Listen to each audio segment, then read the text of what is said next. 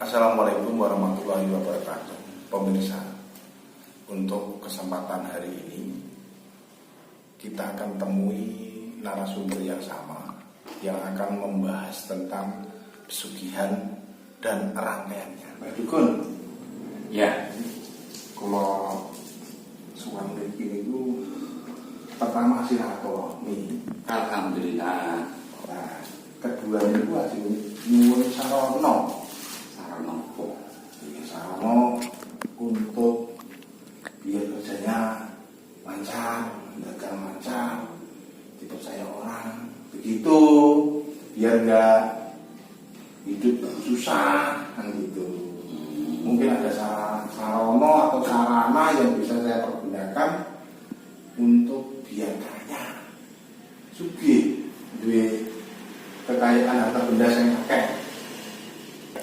Begitu, Mbak.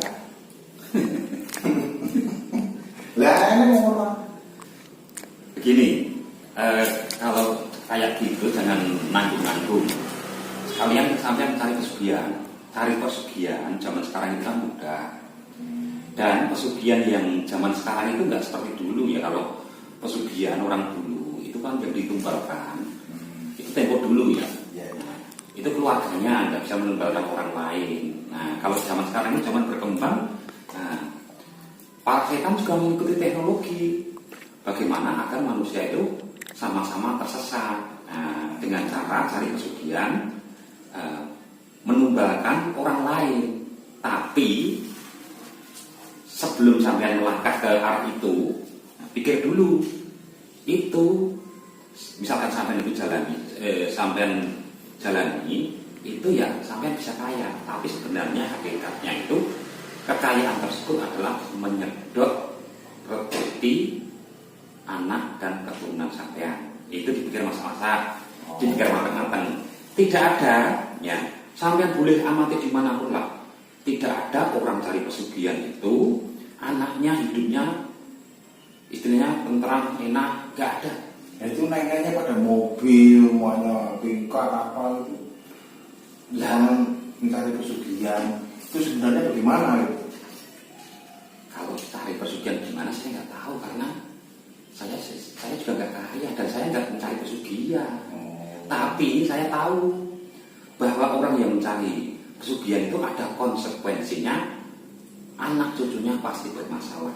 Dah, sampean amati dimanapun itu terjadi semua, kesusahan itu akan memuncak pada anak cucunya itu ketika misalkan sampean yang cari, sampean sudah meninggal, nanti memuncak itu entah sakit-sakitan bisa jadi, entah hidupnya susah walaupun warisannya itu banyak dari orang tuanya, bisa jadi entah sakit-sakitan beruntun dia sulit untuk sembuh, bisa jadi. Nah, ini juga banyak kendala bagi saya. Nah, saya ini kan sering ya ada orang datang tolong sakit ini. Nah, yang paling disusahkan, yang paling susah disembuhkan itu sakit karena karma, dampak pesugihan dari orang tuanya. Itu sangat sulit sekali untuk disembuhkan.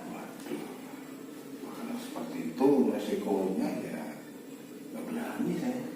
Nah, kalau nggak berani ya jangan ngomong seperti tadi. Ya udah hidup jalani, berusaha secara maksimal, berdoa, ibadah dengan baik. Jadi berdoa menurut syariat agama. Ya, itu bagus. Nah, terus kalau bahaya, misalnya ada orang yang terkena seperti yang sudah ceritakan tadi, menumbalkan tidak hanya ke keluarga, ke anak, istri. Kalau itu kan sudah tempo dulu. Ya. Nah, sekarang kan zaman modern, bisa ke orang lain. Cara untuk menumbalkan orang lain itu bagaimana caranya? Nah, kalau cara ya saya nggak ngerti juga. Cuma karena kan itu tadi saya juga nggak cari pesugihan. Maka sampai lihat saya nggak kaya. Nah, kalau caranya saya nggak ngerti. Cuma kalau misalkan ya orang tersebut kena tumbal pesugihan apa enggak, orang tersebut hidupnya susah karena rezekinya diambil, ditumbalkan apa itu ada caranya. Untuk mendeteksi itu atau menghilangkan itu ada caranya? Ada caranya. Untuk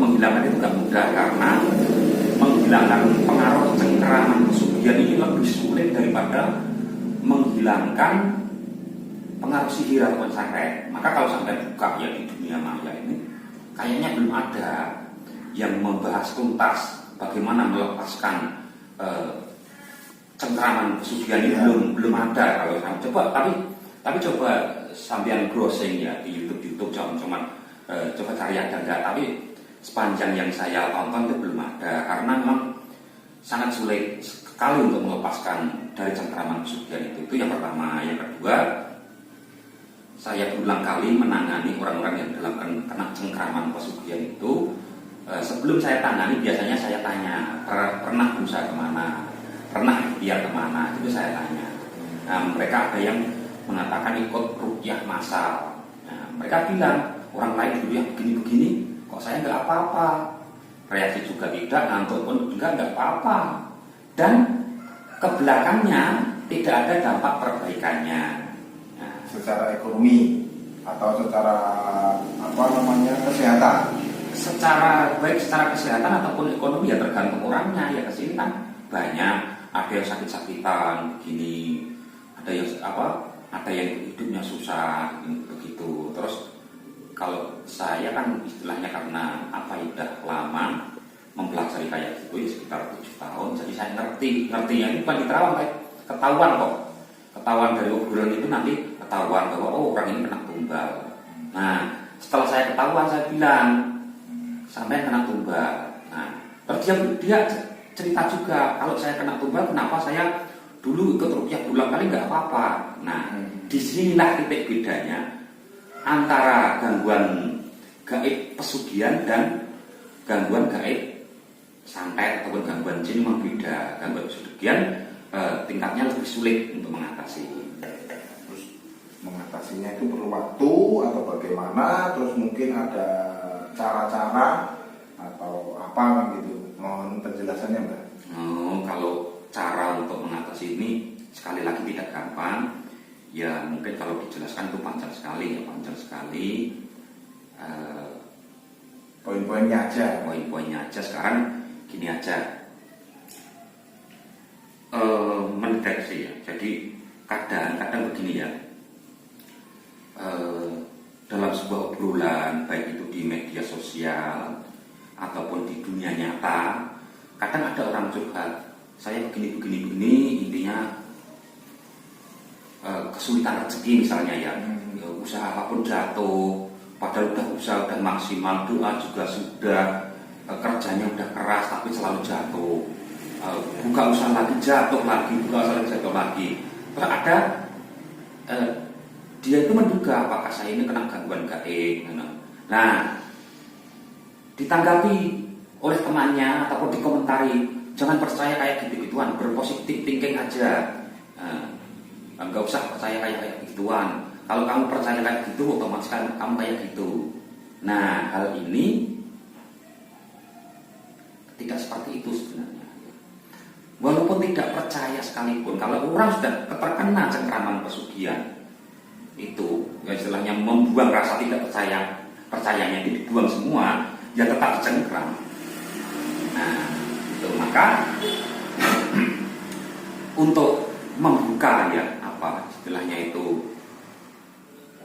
permasalahan abu-abu dalam arti ada tidak ini, biar orang itu istilahnya itu ngerti bahwa ilmu penyedot rezeki itu ada gitu.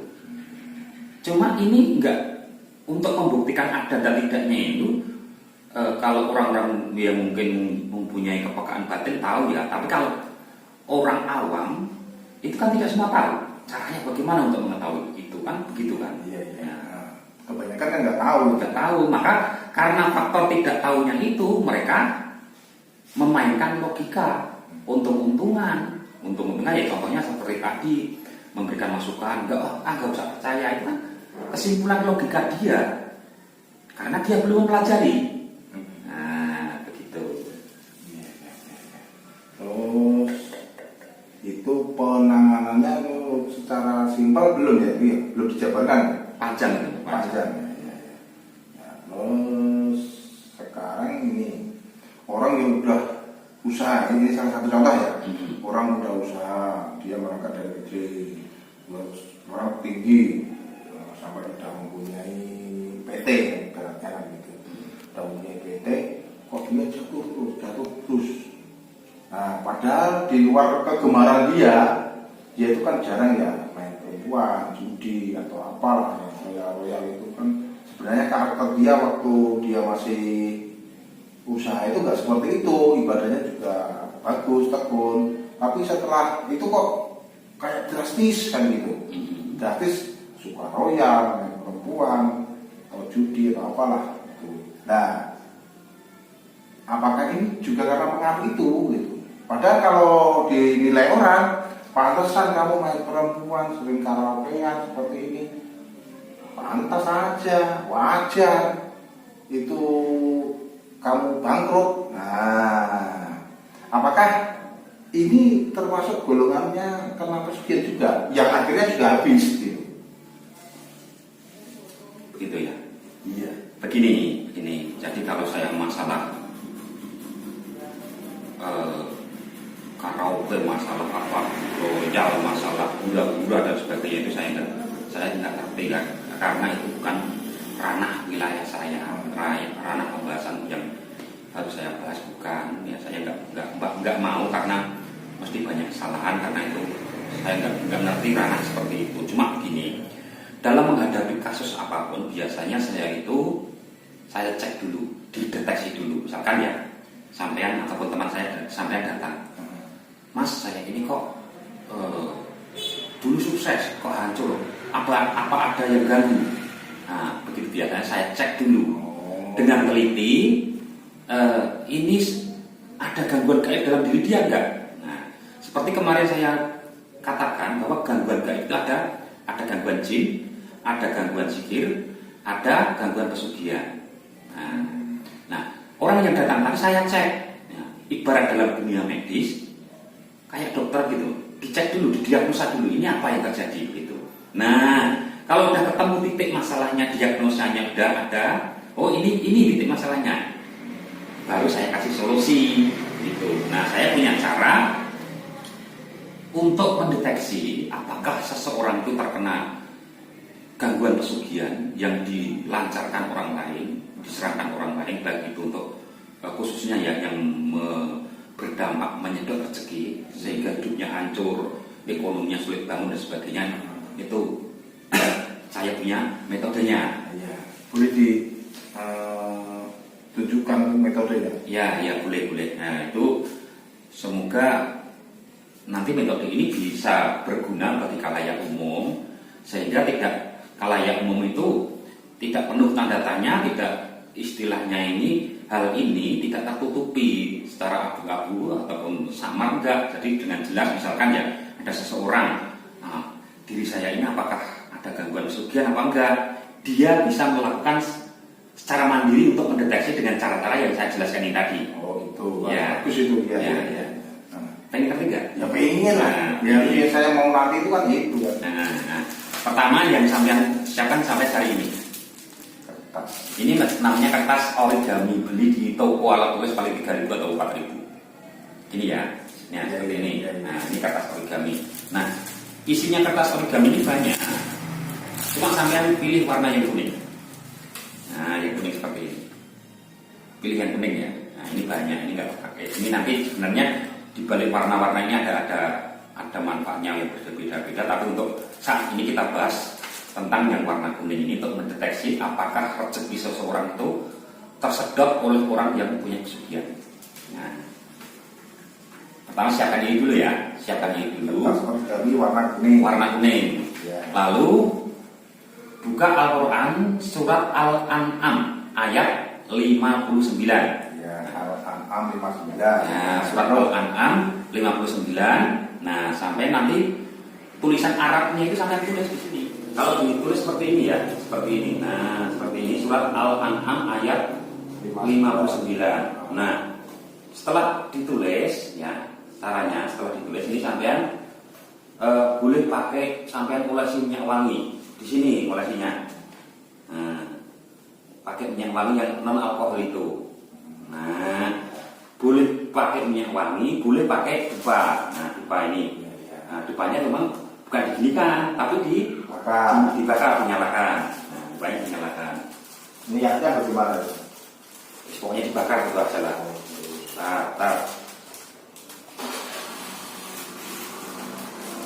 Dukun asli ini harus pakai dupa. Kalau nggak pakai dupa itu namanya dukun trik, pakai listrik. Kalau aslinya dukun zaman dahulu itu pakai dupa, pakai minyak, gitu. Tapi jadwal ini bukan trik, nanti halayak publik itu bisa mempraktekkan ini. Nah, setelah dupa ini dinyalakan, nah, misalkan yang saya deteksi sampean, ataupun sampean yang mau mendeteksi diri sampean sendiri, setelah menulis surat Al-An'am ayat 59 ini sampean gerakan ini aja dekat asap. Kira-kira 10 menit, lebih boleh kira-kira minimal 10 menit. Pasin ini. Pokoknya gini aja. Dekat dupa lah ya. Ataupun gerakannya cepat-cepat. Boleh ini, boleh gini, boleh. Gini boleh, gini boleh. Dekat dupa. Ya. Nah, terus kalau memang misalkan sampean ya pengen tahu mendeteksi apakah sampean kena pesugihan dan tidak. Ketika sampean ini nanti tangan ini ada yang mendadak menekan, awalnya menekan, lama-lama kayak kaku-kaku, kayak linu gitu. Nah, berarti itu benar. Itu ada sebuah kekuatan pesugihan yang mengganggu rezeki sampean. Nah, itu apakah hanya di area tangan saja atau di yang anggota tubuh lain? Bisa jadi di anggota tubuh lain ada reaksi, cuma yang paling utama itu yang perlu diperhatikan adalah tangan. Oh gitu. Nah, utamanya tangan. Nah, misalkan sampai saya deteksi, saya ginikan, maman kalau memang sampai itu kena dampak gangguan pesugihan, tahu-tahu tangan sampai kayak gatel atau enggak gatel, biasanya ini kayak keran ataupun linu. Oh, gitu. Tapi sampai gerakan sendiri juga boleh, digerakkan orang lain juga boleh. Nah, itu cara yang pertama. Nah, cara yang kedua ini ya, ini makanya saya kasih tali. Nah, ini saya kasih tali. Nah, ini diikatkan ya. Misalkan punya kamar sholat, punya kamar khusus untuk ibadah ya, untuk ibadah. Nah, ini sampai buat apa? Apa itu kayak tali lah ya? Bukan tali, ini loh. Kayak gantungan, tempat gantungan gitu loh. Apa sih? Apa? Kayak gantungan gitu. Yang memanjang intinya untuk gantung intinya untuk menggantung alat ini. Nah, biar misalkan di sini gantungannya ini diikatkan. Nah, diikatkan. Tapi yang tinggi ya bukan segini, bisa setinggi orang ya, bisa ini. Terus apa? Ini boleh diolesi minyak wangi ataupun boleh dikasih dupa.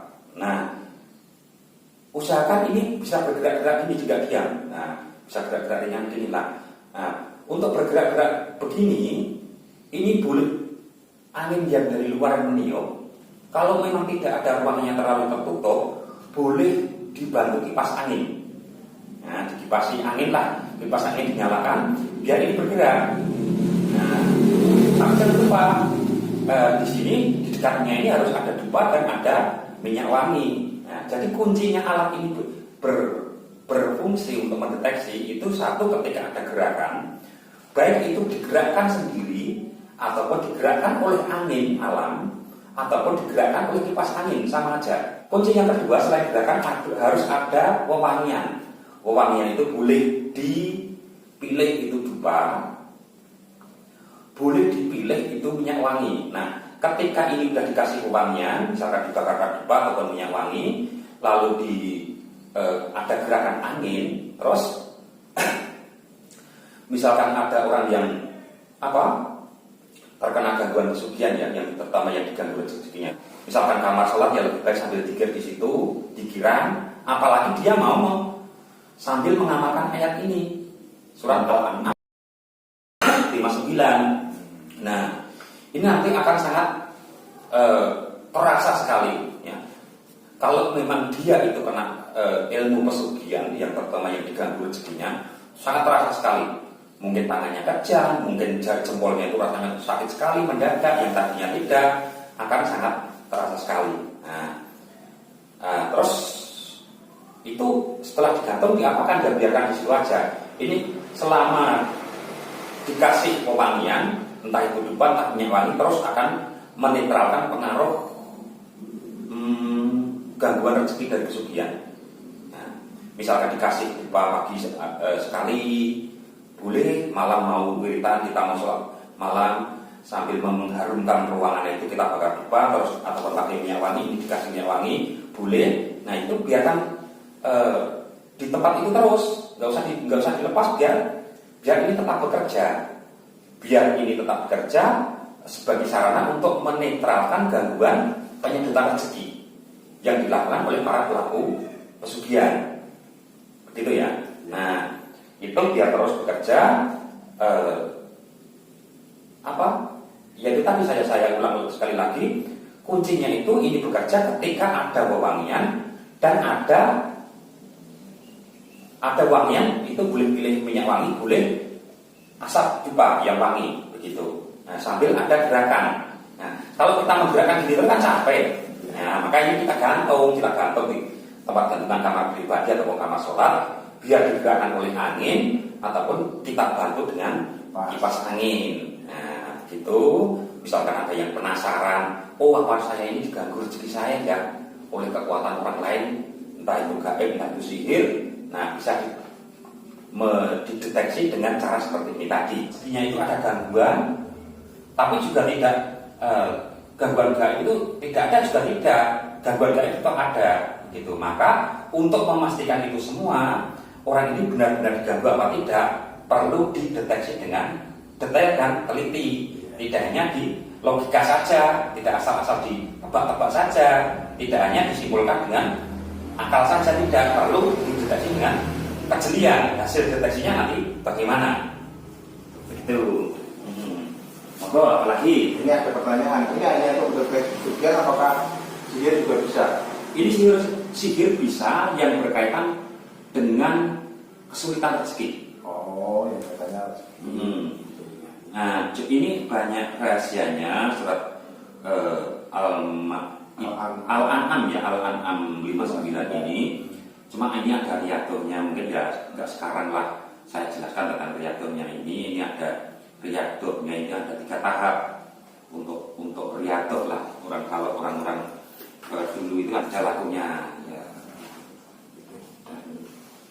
Itu terima kasih pada Mas Marto yang udah mengupas tentang pesugihan dan cara pendeteksian pesugihan.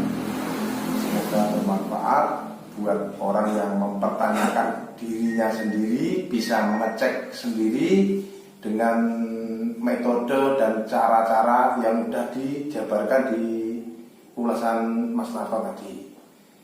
Begitu, terima kasih. Dukung kami, channel kami Ngesti Urip. Tolong subscribe, like, dan komentarnya agar channel kami tetap berkembang. Assalamualaikum warahmatullahi wabarakatuh.